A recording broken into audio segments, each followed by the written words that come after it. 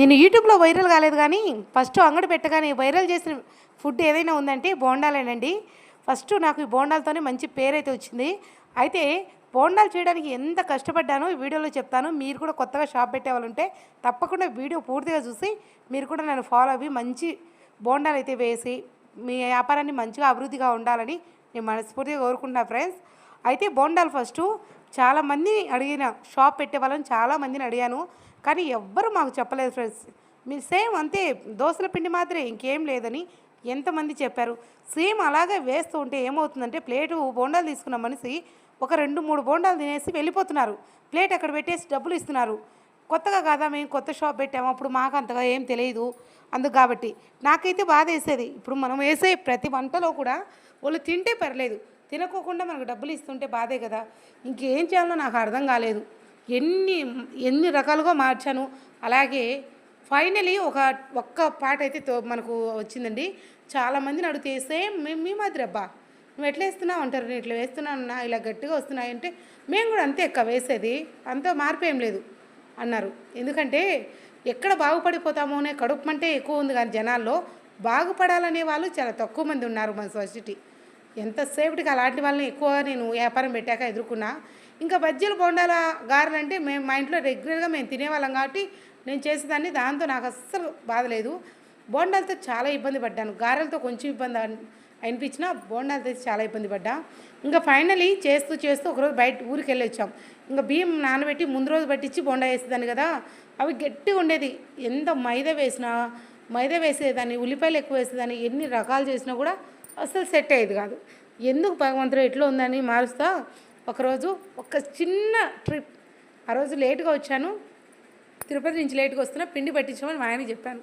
పొద్దున్నే పట్టించుకొచ్చి అక్కడ పెట్టేయమంటే నేను నానబెట్టడం మర్చిపోయి జస్ట్ మామూలు రైసు అలాగే ఉద్దిబేలు వేసుకొచ్చి పట్టించి కలిపి పెట్టాడు. నేను కనుక్కోలేనని చెప్పి ఇంటికి వచ్చి నేను పిండి కలిపేటప్పటికి నాకు కొంచెం డిఫరెంట్ అనిపించింది. సరే ఇంకా తొందర అయిపోయింది కదా, అప్పుడే టౌన్ నుంచి వచ్చాను, తలనొప్పిగా ఉంది, ఇంకా సరేలేండి బోండాల పిండి కలిపి బోండా వేసాను.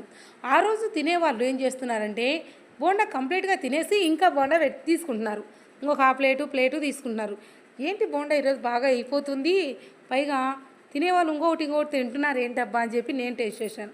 టేస్ట్ చేస్తే రోజు నేను వేసే బోండాకి దీనికి నక్కకు నాగలోకానికి ఉన్నంత తేడా ఉంది. ఎంత క్రిస్పీగా ఉంది, పైన ఎంత టేస్ట్ ఉంది. అచ్చం నేను ఏ బోండాలు అయితే వేయాలని సంకల్పించుకున్నానో అలాగే ఉన్నాయి. అప్పుడు మా వారిని నేను ఏం చేసావు బోండాలో చేంజ్ వచ్చిందని. మా ఆయన ఏమంటున్నాడు, బోండాలో తేడా వచ్చిందంటే బై మిస్టేక్ రోషాలు లేవేమో దీంతో ఎందుకు తలనొప్పిని నీ మాత్రం వేస్తాను, నేనేం వేయలేదని. లేదు ఈరోజు బోండాలు తిన్న వాళ్ళంతా మంచిగా ఉన్నాయి అంటున్నారు, ఏదో డిఫరెంట్ చేసావు చెప్పు అంటే అప్పుడు అట్లా అట్టయితే అని చెప్పి అప్పుడు ఇలా చేశారన్నారు. ఆ వీడియో అంతా కూడా మన ఛానల్లో పెట్టాను ఫ్రెండ్స్. ఫస్ట్ టైం ఎవరైనా చూస్తూ ఉంటే షాప్ పెట్టాలని సంకల్పం ఉంటే ఎవరు షాప్లో అడగండి, ఎవరు చెప్పరు. ఎందుకంటే మనం బాగుపడతామంటే హెల్ప్ చేసే వాళ్ళు చాలా తక్కువ మంది ఉన్నారు. మనం చెడిపోతామంటే చెప్పండి చాలామంది చేపట్టుకొస్తారు, బాగుపడడానికి ఎవ్వరే హెల్ప్ చేయరు. ఆ తర్వాత నేనేం చేస్తానంటే అప్పుడు మా ఆయన చెప్పిన కన్నా ఇంకొంచెం డిఫరెంట్ చేస్తాను. 4 కిలోలు రైస్ తీసుకున్నాను, పొడి రైసు. దాన్ని బట్ట మీద వేసి అదంతా తుడిచేసి లేకపోతే జస్ట్ వాటర్లో వేయడం, వేసేయడం బకెట్కి వేసి ఆరబెట్టేస్తాడు. వేసి 4 కిలోలు రైస్ తీసుకుంటే ఒక పొడి రైస్ అనమాట, నానబెట్టక్కర్లేదు. తీసుకుంటే 4 కేలు మినప్పాయలు వేసి పట్టించుకురావడం, పొడిపిండి నిలువ పెట్టేసుకుంటా. ఎన్ని రోజులున్నా చెడిపోదు. రైస్ కాబట్టి నానబెట్టిన రైస్ కదా, పొడి రైసు ఏమీ కాదు. జస్ట్ 10 కేజీలు వేసామంటే 1/2 కేజీ మినప్పాయలు వేసి 10 కిలోలు బియ్యం పట్టించుకొచ్చి పెడతాను. ఇంకా పొద్దునంతా దోశ వేస్తాం కదా, అంత దోశపిండి మిగులుతుంది, ఎక్కువ మిగలదు, అంత మిగులుతుంది. సరే ఈ పొడిపిండి వేసి కొంచెం గట్టిగా లేకోకుండా కొంచెం లూజ్గా మనం రాత్రిపూట దోశపిండి కలుపుకుంటామే ఆ క్వాలిటీలో కలిపి మూత పెట్టేసి వెళ్ళిపోవడమే. నేను 11కు అలా కలిపి పెట్టినా కూడా దోశపిండి ఉంటే 11కు, దోశపిండి అస్సలు లేదు అనుకుంటే గిన ఖచ్చితంగా ఏం చేస్తాను, పొద్దున్నే 8ంటికే పొడిపిండి కలిపి పెట్టుకుంటాను. అలా వేస్తూ ఉంటే బోండాలు ఒక్కసారిగా వైరల్ అయిపోయాయి. చూడండి ఎన్ని బోండాలు వేస్తా అంటే అయిపోతూనే ఉంటాయి. బోండా టేస్ట్ సూపర్గా ఉంటుంది. ఫస్టు బోండా తినడం అలవాటైందనుకోండి చాలామంది తింటారు. ఎందుకంటే బోండా తినడం వల్ల గ్యాస్ ఫామ్ ఉండదు, అలాగే అజీర్తి చేయదు. పత్యం వల్లైనా బాగలేని వల్ల ఎవరైనా బోండా తింటారు కాబట్టి బోండా సేలింగ్ బాగుంది ఫ్రెండ్స్. నాకైతే బోండా బాగా కుదిరింది. ఇది నెల్లూరు స్టైల్ బోండా.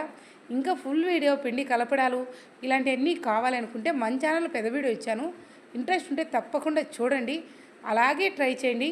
వ్యాపారం అనేది మంచిగా జరుగుతుంది. ఎవరికైనా సరే టేస్ట్ బాగుంటే మాత్రం మంచిగా తింటారు. వ్యాపారం మంచిగా ఈరోజు మంచిగా ఉందని నలుగురు తింటే రేపు ఆ నలుగురికి 8 మంది వాళ్ళే వస్తారు. దానికి పబ్లిసిటీ అవసరమే లేదు. ప్రజలే పబ్లిసిటీ. మంచిగా ఉందంటే చాలు. ఒక మనిషి 25 మందికి చెప్తారు. అలా ఉంటుంది కాలము. బాగుపడే వాళ్ళకన్నా చెడగొట్టే వాళ్ళు చాలా ఎక్కువ మంది ఉంటారు. జాగ్రత్త. ఎందుకంటే అత్త కోడల మధ్యలైనా అమ్మ కొడుకుల మధ్యలైనా ఇట్టే గొడవలు పెట్టేవాళ్ళు మన సొసైటీలో చాలా ఎక్కువ మంది ఉన్నారు. తెలుసుకొని మనవారెవరో తనవారెవరో తెలుసుకొని మీ సంసారాన్ని అలాగే మీ ఏదైనా షాప్ని పెట్టాలనుకున్నా హ్యాపీగా ఉండాలని మనస్ఫూర్తిగా కోరుకున్నాను నాన్న. అయితే నేను పెట్టే ఏ వీడియో అయినా నచ్చుతుందో నచ్చట్లేదో నాకు అసలు అర్థం కాదు, కానీ లైక్ చేయటం లేదు. మీరు లైక్ చేస్తే నేను పెట్టే వీడియో మరి కొంతమందిని చేరుకుంటుంది. నేను కష్టపడే ఈ వీడియోలు కొంతమంది దగ్గర వెళ్తే వాళ్ళకి ఏదైనా అవసరపడతాయేమోనని నా ఉద్దేశం. మీరు ఫస్ట్ టైం చూస్తే ఒక చిన్న లైక్ చేసి వీడియోని షేర్ చేయండి. నా కష్టం అలాగే నా సపోర్ట్ మీ అందరికీ ఎప్పటికీ ఉంటుంది.